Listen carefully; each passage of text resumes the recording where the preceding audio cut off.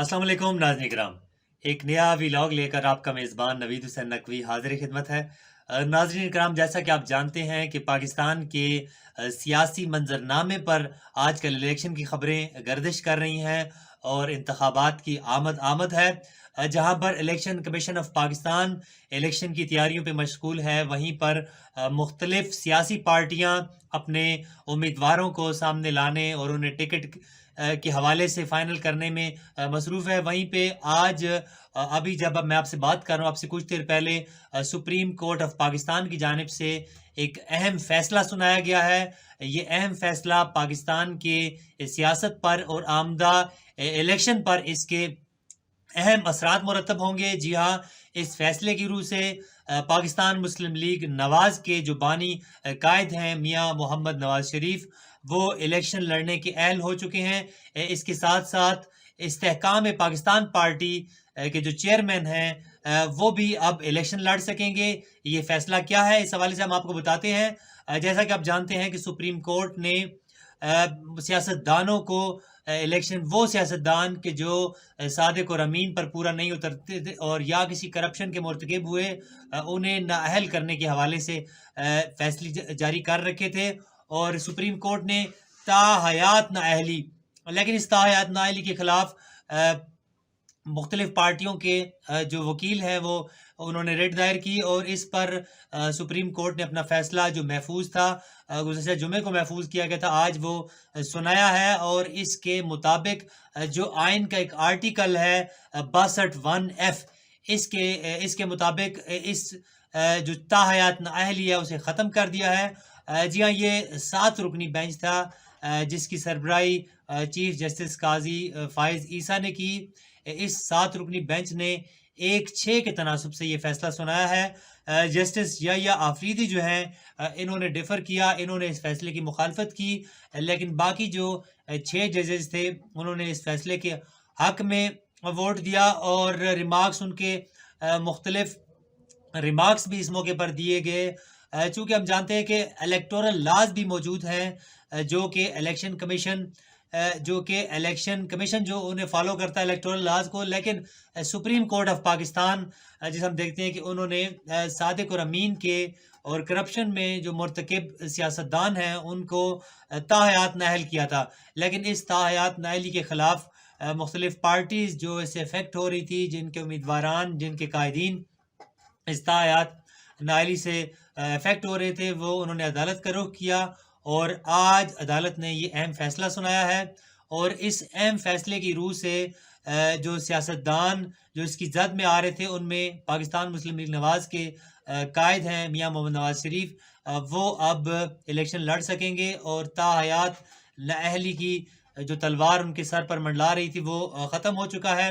और इसी तरह इस्तेहकाम पाकिस्तान जो पार्टी है उसके जो चेयरमैन हैं तरीन, वो भी अब इस फैसले की रूह से जो है कि इलेक्शन लड़ सकेंगे। उनके वकील मखदूम जिया उनके वकील मखदूम अली ख़ान जो इलेक्शन जहांगीर तरीन के जो वकील हैं मखदूम अली ख़ान, वो इस केस में अपीयर हुए थे। इसी तरह पाकिस्तान तहरीक इंसाफ की जानिब से शुएब शाहीन है और दीगर वकला और अटारनी जनरल और दीगर जो स्टेक होल्डर थे वो इस फैसले के आखिरी जो समाअत थी इसमें अपीयर हुए और दलाइल के बाद जो महफूज फैसला था वो आज chief justice of Pakistan justice Qazi Faez Isa ने सुनाया है। और ये फैसला जो है लाइव टेलीकास्ट किया गया है टीवी चैनल्स पर। और सियासतदानों को कहा जाए कि एक एज मिला है, एक उन्हें कहा जाए कि उन्हें फ़ायदा हुआ है मुख्तलिफ सियासतदानों को जो कि पहले नाअहल करार दिए जा चुके थे। इस फैसले की रूह से अब सियासतदान जो है उन्हें ताहयात नाअहल करार नहीं दिया जा सकेगा। और ये फैसला सुप्रीम कोर्ट की जानिब से हम देखते हैं कि पहले भी कई ऐसे फैसले आ चुके हैं जिससे पार्लियामान को स्ट्रेंथन किया गया है। और पार्लियामान अगर प्रैक्टिस एंड प्रोसीजर का जो फैसला जो पहले आया उसके हवाले से अगर बात की जाए, उसमें भी पार्लियामान के जो डेमोक्रेसी है उसे स्ट्रेंथन करने के हवाले से बात की गई है।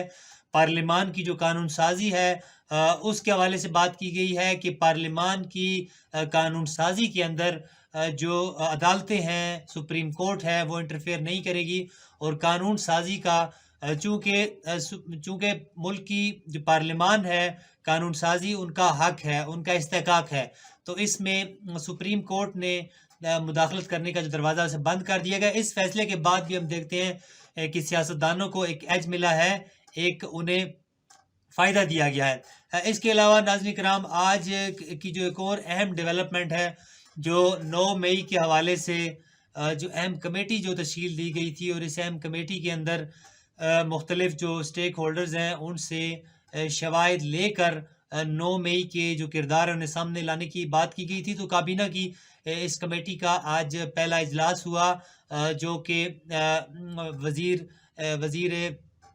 وزیر قانون ہیں احمد عرفان اسلم، ان کی صدارت میں یہ ہوا، اور انہوں نے جو ایس او پی کے مطابق انہوں نے مختلف جو اسٹیک ہولڈرز ہیں، اور خاص طور پر حساس ادارے اور تحقیقاتی ادارے جو ہیں، ان سے مصدقہ جو دستاویزات ہیں، مصدقہ جو ویڈیوز ہیں وہ مانگی ہیں۔ اس کے علاوہ یہ بھی فیصلہ کیا گیا ہے کہ 9 مئی کے جو ابھی تک جو فیصلے جو سامنے آئے ہیں، اور ابھی تک جو اعترافی بیانات سامنے آئے ہیں، ان سے بھی مدد لی جائے گی، اور اس بات کا فیصلہ کیا گیا ہے کہ ماسٹر مائنڈ اور سہولت کار جو ہیں، جو منصوبہ ساز ہیں، انہیں قوم کے سامنے بے نقاب کیا جائے گا۔ بالکل ناظرین اکرام، ضرورت اس امر کی ہے کہ ہماری سیکیورٹی کے ضامن جو ادارے ہیں، ان پر حملہ آور چاہے وہ اندرونی ہوں چاہے بیرونی ہوں، ان کو کڑی سے کڑی سزا دی جائے، تاکہ آئندہ ہمارے ملک کے اندر ہمارے سیکیورٹی اداروں پر